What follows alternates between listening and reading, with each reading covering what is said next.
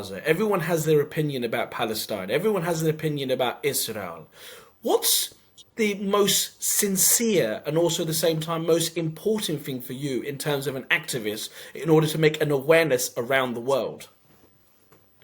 It's very important to discuss this, Kieran, because there are situations in the world where subjectivities they play a major role on how people actually feel about everything. But there are some things that are very concrete. And the situation in Palestine is very concrete. So I spent many years trying to figure out the best concept, the best way to describe it. I've been there and for many times, and both in their dungeons, in their prisons, but also in the cities and everywhere, walking around and talking to people years ago.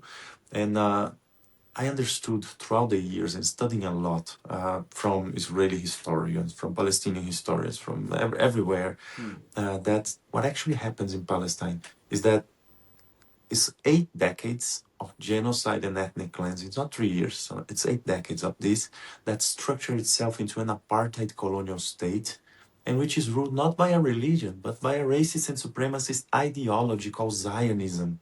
And that is the major problem because this ideology called Zionism aligned itself with imperialism, first the British imperialism and now the United States imperialism, to have an expansionist, very dangerous project for the region, for the people, and actually expand for the world. So when I finally understood that, I said, okay, so that's what we need to deconstruct. We need to talk to people. That is not a thing that you can just say it's complicated. It's a place where being always in war. It's a religious war. It's not that at all. It's a colonial project. And so what I was trying to figure out here, it's how do we connect in the end, understanding this geopolitical, historical, social process? How do we understand all of this? And how do we find a way to contribute with the reality of these 2-year-old children who are being bombed in their heads? And they don't even know what Zionism is. They don't know what imperialism is. They don't even know their nationality. They just know that they live a life where they're bombed all the time, when they are surrounded by sea, by land, and by air, when they are starved sometimes to death, when they are left to freeze sometimes to death, when they see all their neighbors living through the worst violations in the world. And we need to find a solution. These people are not at blame for their nationality, for their ethnic origin, for their religion. Like all people, they deserve to live free and equal with happiness, with love, with all their rights. Absolutely. No, absolutely, Tiago. Now, when you said solution, it's a very good word that you use, solution. Do you think, in your opinion, in the future, there will be a solution? There will be a solution that will come to an agreement between Israel and Palestine? Kiran, I'm convinced that the way of love and justice will prevail in the world. But the journey is very, very hard and it needs all of our effort, all of our sacrifice for that. So there were some situations in the world where the world felt lost. You can think of moments in the history, for example, a few generations ago, when Nazism and fascism were sweeping over all the world, were taking over everywhere. So at that moment, so many countries were occupied, and they really felt dire the situation. But nations of the world, workers of the world, united and defeated that horrific monster. There was also a process, for example, in South Africa during the apartheid period. That regime felt invincible. It was so strong, aligned with Israel, with the United States, biggest military power in the region by far, so rich and so consolidating the judicial systems. So, as unfair as it was consolidated, and the people struggling there. Nelson Mandela arrested for decades. In the end, it spent 27 years in prison.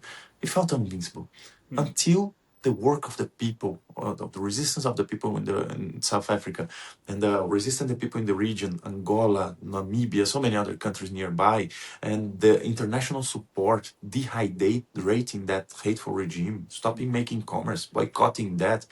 It created an environment where that invincible regime collapsed. And then people created a way not to expel all white people from South Africa, but to integrate society where people could have their equal rights despite their ethnicity, despite their gender, race, religion, nationality, whatever. And that is a solution that I believe that all countries in the world need to have. So I don't believe that we'll find a solution between the Israeli colonial settler state and Palestine.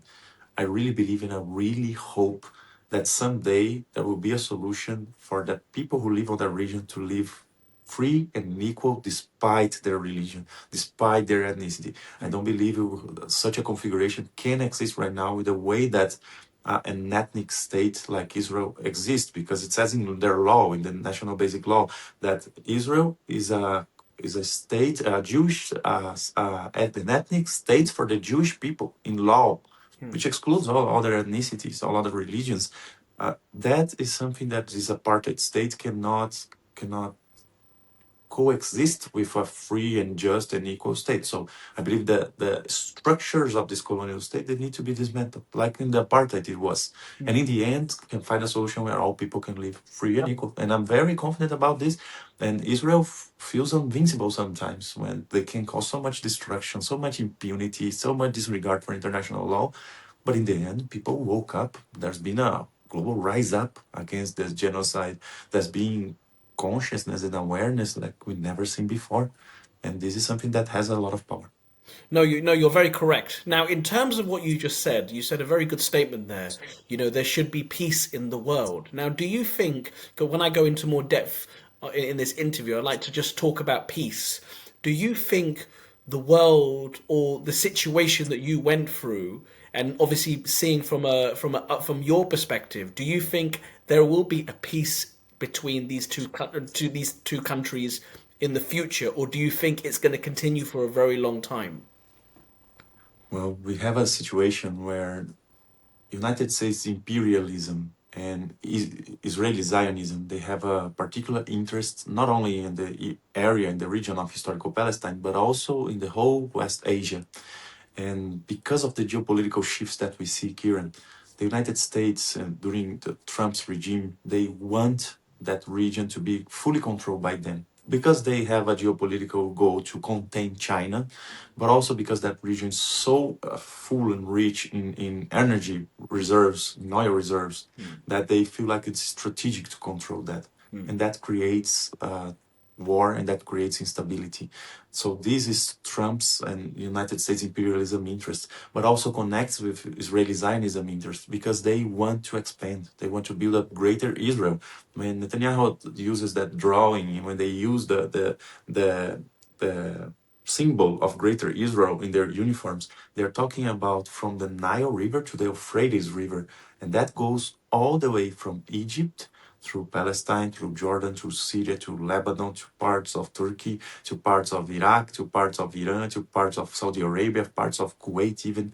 So it's a huge project. It's a very dangerous project for the world. So as long as this expansionist colonial state maintain this ideology, like the states of Israel is set up right now, as long as United States imperialism maintains the idea to control the region, to contain China, to control the oil strategic energy reserves, it's unlikely to have peace. But we need to change that setup. We need to make sure that these countries, they need to abide by international law. That this international law is not something that is only applicable to poorest countries or to less favorable countries. The biggest powers in the world, they need to be the example. They need to abide by that. If they don't abide, they need to be enforced. They need to be obligated by the international community to abide by that.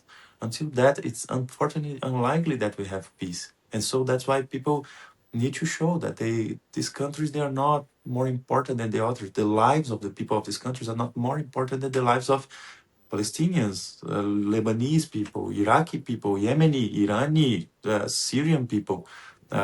Despite how much they try to dehumanize, they try to say that these people, they are from a violent Arab ethnicity and from a violent Islamic religion. And these are all lies. These are people that they are beautiful people with beautiful culture, and they need to be respected. No, it's a great statement that you said there, Tiago. It really is. Now, my other question now is: you went through horror recently. You were detained in international waters, and also at the same time, as I said previously before, you sacrificed your life in order to make a stance and also make a status in terms of making an awareness that this was going to happen, but also at the same time. Now, when you were detained, Tiago, on international waters, do you remember? Obviously, there must have been some really scary situations. Do you remember, and what happened to you, and how did they treat you on board, and when you arrived in Israel? Yes, Kiran. Like many other people, like me, many other humanitarian activists, I was part of flotilla missions to break the illegal siege of Gaza that has been under siege for 19 years by sea, by land, and by air.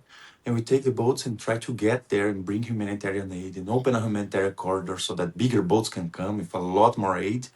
So I'm part of this mission. I organized them. It was my ninth mission this time.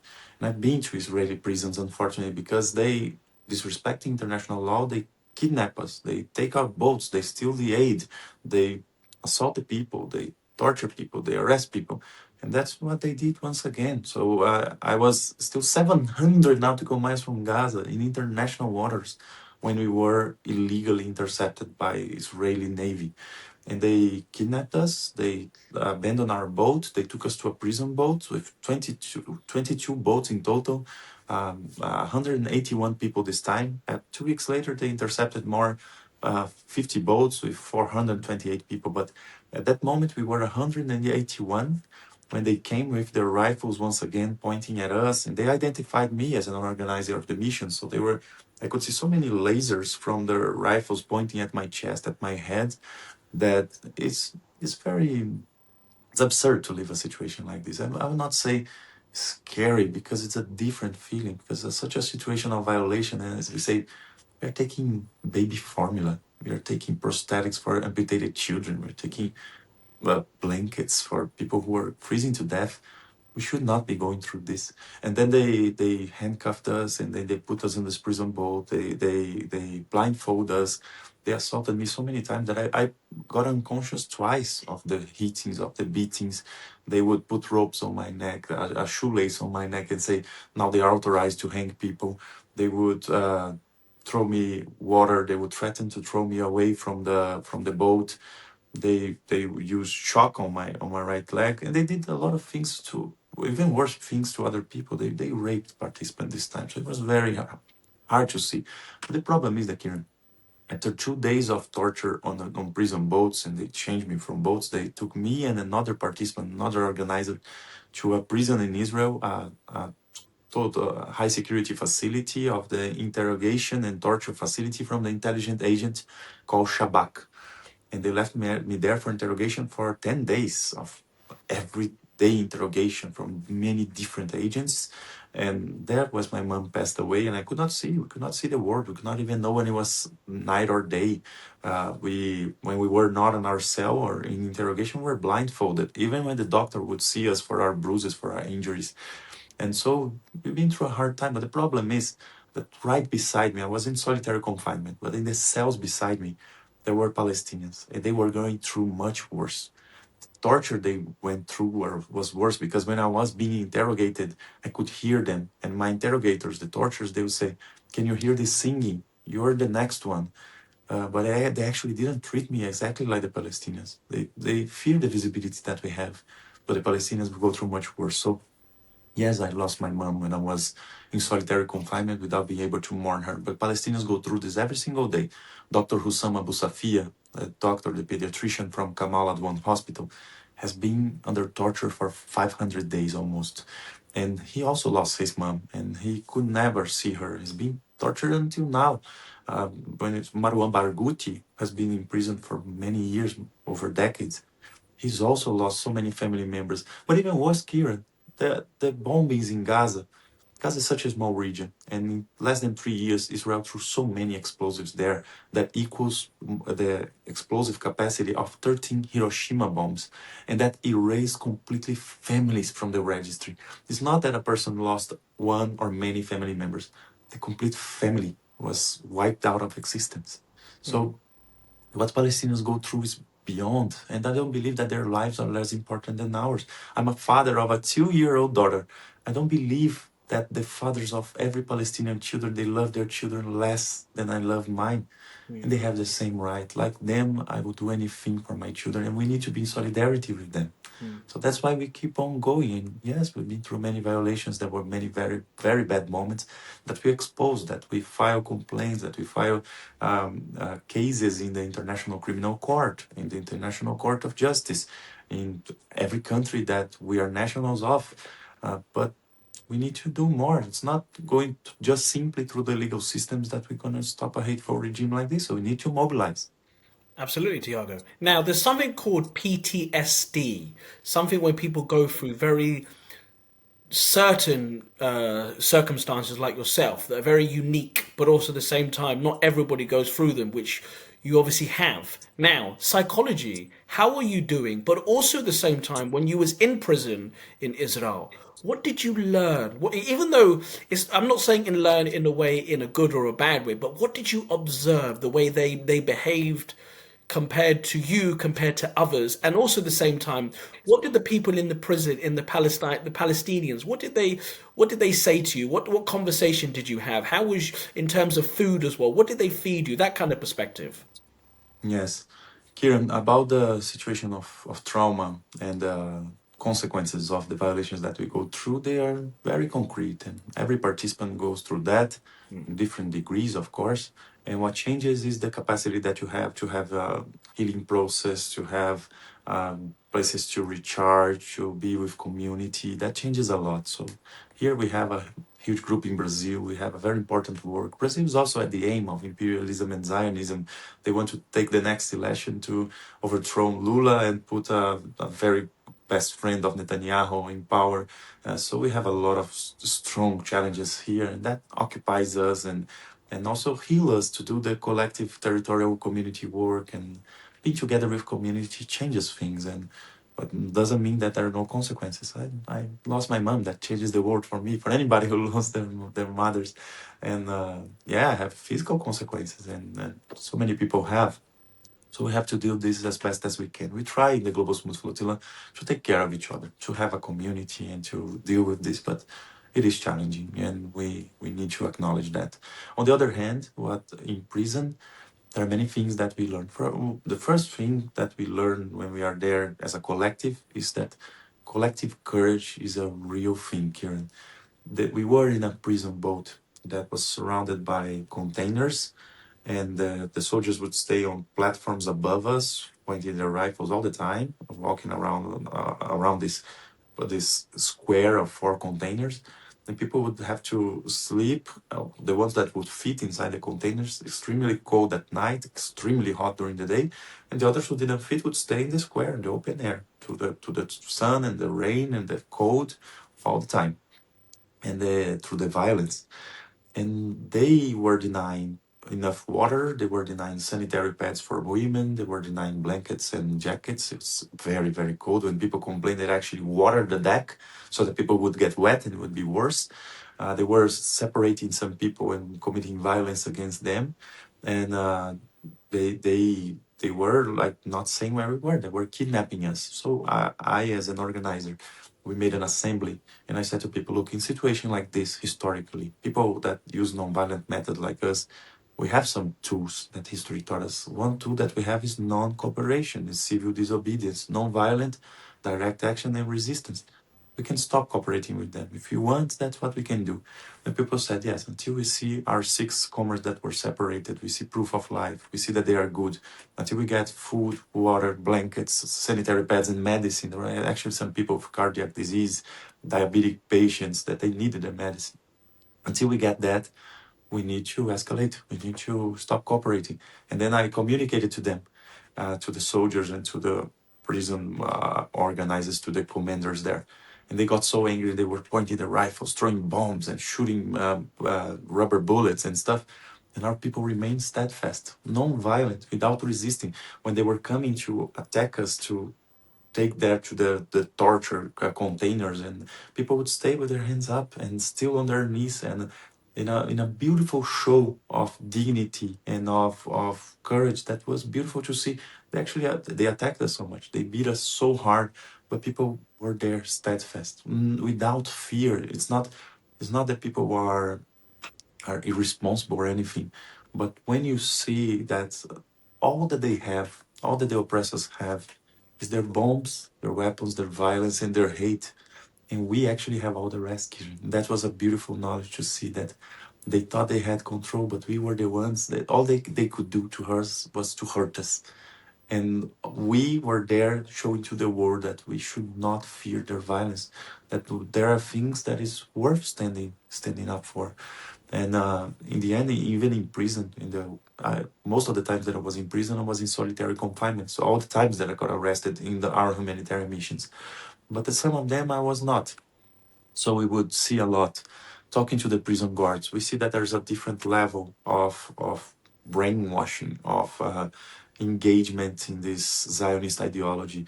The lower the pay grade, the most precarious the job is, they delegate to Arabic communities, they delegate to migrants, they delegate to people who are not the Jewish Ashkenazi, the European migrant from a Jewish context that take all the positions in power in Israel. And the more oppressed and in an unequal society such as Israel is, the less engaged people is in this colonial system. So they are solidary with people. They treat some people with dignity, but they're pushed by their commanders to mistreat them and to attack them. Of course, there are some that enjoy this, but the majority of them, they are just blue collar workers that work where people don't want to work and that take the job that people don't want, and they don't want that. They want to be there talking about soccer. They want to be there talking about the artists they like, about their families, about how they want to live a dignified life. So I've seen that through precarious workers everywhere, even in the colonizer state of Israel, and those were the ones that didn't beat me. That when they were dragging me with two handcuffs on my ankles and two on each wrist, they were the ones that would not push that hard to block circulation or to cause nerve damage to make a whole area numb. And they were the ones who, when I was being pushed blindfolded, that they would not just push me, that they would hold my shoulder and would carry me on the same rhythm as he was, so I would trip less. So I saw dignity even in those environments. And since I was in solitary confinement most of the time, I could not see to my Palestinian cellmates. But sometimes, depending on the hallway and the section, I could talk to them. And they were amazing. They were amazing. They would cheer for us. They would ask, how was the world reacting to the genocide? They would. I could feel their joy when I saw that you are not alone and people are mobilizing. People are not treating as business as usual. People are taking to the streets and people are being repressed by their own countries. It got to a point where the very countries that said that they were the beacons of human rights, civil liberties, and dignity, and all these things, they are the ones arresting people for holding a sign. They are the ones arresting people for having a encampment in their school campus, in their university campus. They were the ones repressing people for doing a peaceful chant in solidarity with a country suffering genocide. So the Palestinian people changed the world, Kieran. They showed the world what society really is. They gave us the lenses to see society as it really is. But they also gave us the map that when you see such injustice, you have no other way than to resist, than to walk another path to try to build a different society. And they've been doing this through the hardest circumstances. The more than 260 journalists from Palestine, your colleagues that were murdered by Israel, they gave their lives to change society forever. I really believe that society will be divided between a moment when people woke up to what society really was and decided to stand against it. And that was a gift that the Palestinian people gave to humanity, and we need to honor them for that. Absolutely, Tiago. Now I'm going to ask you more of an intelligent question. Now you said about people holding, posters, signs, etc., and getting arrested. Now, in Europe, there seems to be a lot of that happening now. Why do you think people are against people holding signs, and at the same time elderly people who are in their 70s, 80s, 90s are getting arrested? Why do you think westernized governments are trying to stop these protests happening and at the same time arresting people just for holding signs? What's the psychology behind it, Tiago? Well, this is something very important for us to debate here, because in the end, those governments, many of them, especially the further the government is to a right-wing stance, the more they say that they are there for their people first. They are usually against immigrants and stuff because they say that they want to protect their own people. But the problem is that when they legislate, when they do create their policies, especially this policy on how they get involved in foreign wars, how they deal with the problems that are happening elsewhere. In this specific case of Palestine and Israel, they are not legislating for their own people. They are legislating in the interest of Israeli lobbyists. And this is very important to say because when they are sending money, sending bombs that are being thrown to Palestinian children, they're going against the interests of their own people. Their people do not support that. The vast majority of their people do not support that. How come a people that is losing healthcare, that is losing the good educational system, that was a characteristic of these governments of these countries, that is losing the capacity of public investment in the welfare of their people, is going to agree of sending money and sending weapons to a regime that is killing children? It's not on their interest. So it's obvious that the people will revolt, that people will be against that.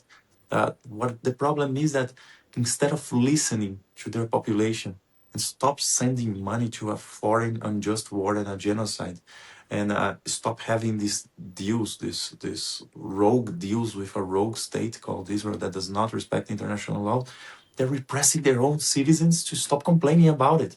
So it's something that is it's changing the way people see the so-called democracies of the West, because it's like they say that they are a free country until people are obeying, but when they are not obeying, when they are being critical of the way that the government are doing things, they are extremely repressive. They are extremely aggressive. And you see in Germany the way the police treats peaceful protests for Palestine.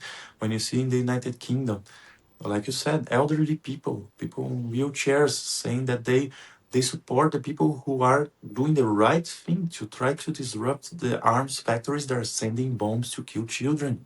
They are actually not disrespecting a single law, and they try to pass new laws to criminalize these people. But Kieran, way before this criminalize and censorship laws that they're trying to pass, these countries, they signed international humanitarian treaties like the United Nations Charter, like the Geneva Conventions, like many of them the Statute of Rome. And these international treaties obligates these countries to act when genocide is happening. So they are deciding to ignore a whole set of humanitarian and international framework of laws that they need to obey and comply, to create new ways of serving a foreign country who is killing children. So that's pretty much what's going on, and that's why people are revolting. And they say, who do you serve? Do you serve your people, or do you serve the interest of a few people from the industrial military complex, of a few people that rule that region and the colonizing country called Israel? Uh, because it's not on our interest what you're doing. This arms race, this idea of a new world in complete war. This is no interest of the people, and they are doing on the wrong side of history because they are the ones supporting genocide. Now, if you had a message to Netanyahu, and he saw this interview today, and obviously knowing that you went through such a scary and worrying situation for you and your family, what message would you tell Netanyahu today if he saw this interview? Well, unfortunately, the Zionist leaders that have been posting messages and attacking me in many ways in their Twitters, in many other ways. So we see that they actually accompany our work. And we need to tell them, Kieran, especially Benjamin Netanyahu himself, that his time is up, that the world will never accept this colonizing regime. The world will never accept their internal corruption in Israel, that to escape being accountable for that, he's actually going to get arrested as soon as there's stabilization in that area. He's trying to, whenever he has a court hearing about his corruption inside Israel, he bombs Lebanon or he escalates somehow to create another crisis so that he's not made accountable by that. So to escape his crisis and to have a political survival himself, he puts the whole world at stake and puts the whole world on fire. So his time is gonna be up, either from his internal corruption schemes or either from his war crimes that the whole world is trying to make him accountable. He has an arrest warrant from the ICC, has so many things, either from any of these two processes.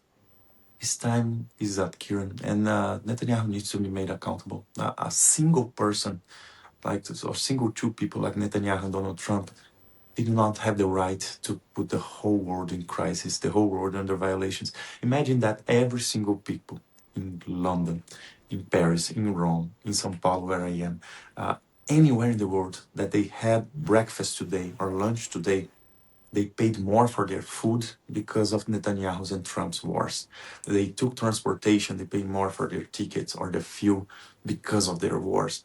Life is worse because there are some people who rule states that have a huge military capacity because they decided that they want to control regions, that they want to disrupt regimes, that they want to kill innocent people. And we should not allow them, and the world will never allow that. So to Netanyahu, I would like to say that despite all your effort to destroy humanity and to destroy the world, we will defeat you, and your time is up. Now I'm going to ask you something about AI. AI, artificial intelligence, is a very useful tool in terms of ChatGPT. I know we spoke mainly about your situation in Israel and Gaza, but I want to I want to know your perspective on your intelligence and at the same time your thought process on AI. AI can be used in a positive way and also in a very bad way. You know, we don't know who the person is using it now. Obviously, it's being implemented around the world in terms of governments. Are you worried, Tiago, that AI will be used in a good way or a bad way? Because obviously we don't know who's going to be using it. Is that something that you're concerned about? Yes, I'm definitely concerned, Kieran, because like any technology, like any other tool, this can be used depending on who is using with the intent that they have, like you said. And we need to make sure that we promote science and research and development and advancement in society for the common good. And unfortunately, when you see the lead AI companies, that's not what they have in mind at all. When they are using their systems to create new weaponry, when they are creating systems, for example, when they're testing in Gaza against Palestinians' bodies, when they're testing their drones to shoot or not to shoot based on facial recognitions and their data, when they are creating ways through Peter Thiel and through their ways of creating new targets in a capacity that no human can do, and that the human only needs to validate an algorithm. To be honest, it's a more an algorithm decision because it doesn't have the time for a full conscious decision. So when they are trying to create new ways of killing, new ways of exploiting people, new ways of dominating countries, and new ways of refusing rights for the people, that is extremely damaging. Also, there's the impact of infrastructure, the energy consumption, the water consumption, the problem of the land and the territory where this data centers they go, and the violations that they push through, the aggressive policy that they push through to make sure that they have the space, the energy, the water, and all these things, that can be very damaging. So the way that they do these things is a way that does not have the interest of the common good. And this way needs to be stopped.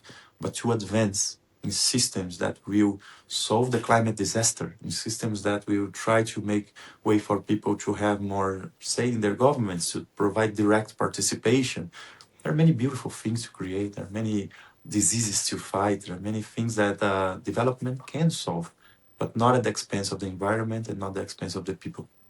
You said something very good there. You said something that made my ears understand. Now, you said climate. Now, I was recently at COP28. I was an assistant.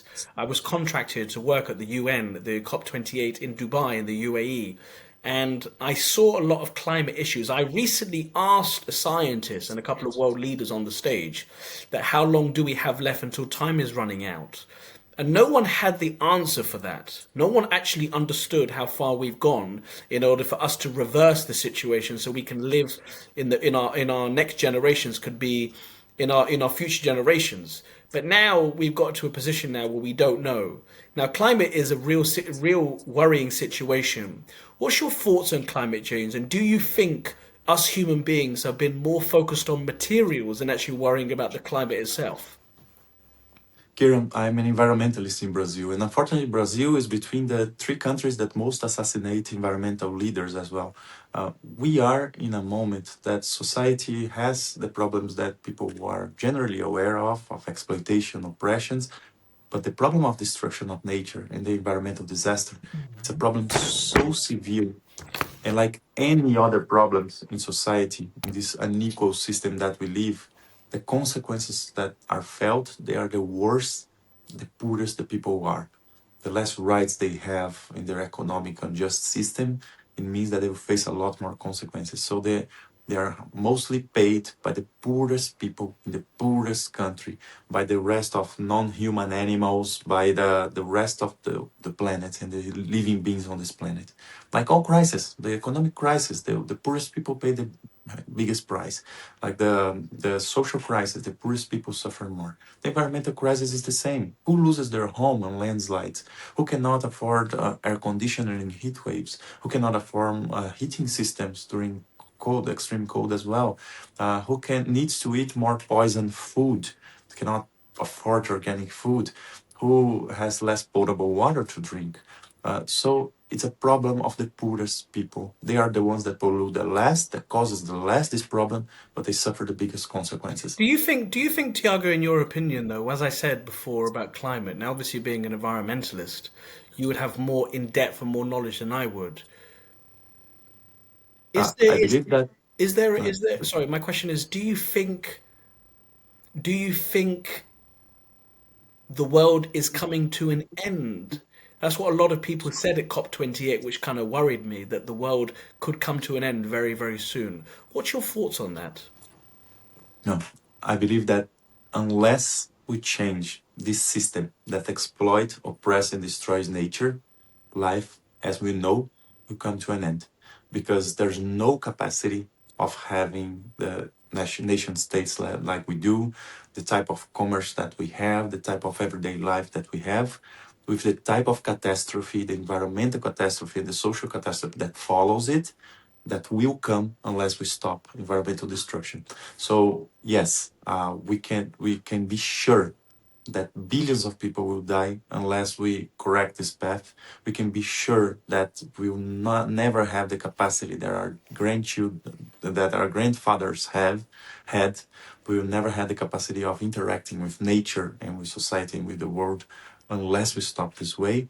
And yeah, it could come to a situation that even humanity could perish, but that's not the most likely scenario. The problem is that we have a possibility of full catastrophe, but we have the plan of the billionaires or the super rich that they want to escape themselves, either inside the world or outside the world, in their simulacrum of perfect society, but that excludes all the rest. And we need to make sure we find a solution, that the solution is through the territories, is stopping this machinery of destruction. It's creating a system that does not put us apart from nature, because we are nature as well, and that considers nature everywhere around us. We have, for example, I work regenerating biomes in Brazil. We create forests, we regenerate systems that were barren land to produce food once again in a just way, in a just society. We need to build more things like this. This goes through the territory, to the ancestral knowledge, to traditional common knowledge of the people, and not through an exclusionary system of inequality, of exploitation. So the problem is not how nature works itself, is not the situation of uh, the metabolism of the planet. It's the problem is the system that creates this metabolic rupture, and we need to stop this. And my last question to you, a couple of hard questions to you, Tiago. We really appreciate your time speaking to us. Now, racism. Racism is a very large situation around the world. There's a lot of people who are getting segregated, even in the UK, US, EU, etc. What's your thoughts on racism, and do you think, in your opinion, it can be resolved, or do you think we've gone too far? That human beings have started molding themselves and having this condition where they now segregate each other? It's very important that we discuss this, because defeating racism is a way to defeat colonialism and exploitation as well. When we look at the global south, but actually through the people on the moves in Europe and in the global north as well, we see a huge rift and an ethnic rift in economical conditions. For example, we know that people can see that inequality has a specific skin color as well. We know that this is not just the way and who people are, but the economical effects that it has. And so the system exploits every person who lives off their work is exploited by this system. But if you're a black person, if you're a non-white person, you're exploited more. And if you're a woman, you're exploited more. And if you have a different sexuality, you're exploited more. So there are many degrees of oppression, and the ethnicity and race is one of these factors that creates a situation of more exploitation, more oppression, refusal to the right of life, being victims of hate crimes, being denied the right to move.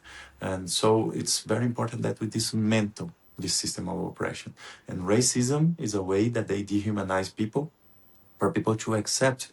Imagine that in countries like Niger, that gives so much of the power, the electric power that France has used from the uranium that they stole through colonization.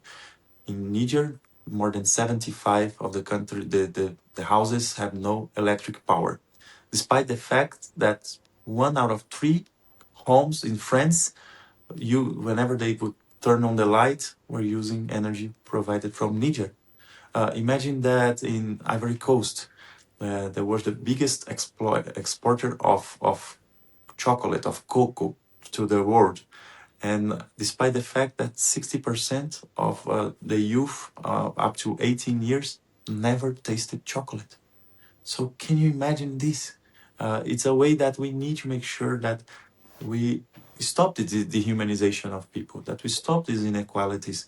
And this goes through education, goes through legislation, goes through changing the systems that we live. Because colonization, they are a way of saying that racism should be allowed. Because if the genocide in Gaza was happening in any city in Europe, that would be very different. The way that people don't dehumanize some global north countries and global north bodies.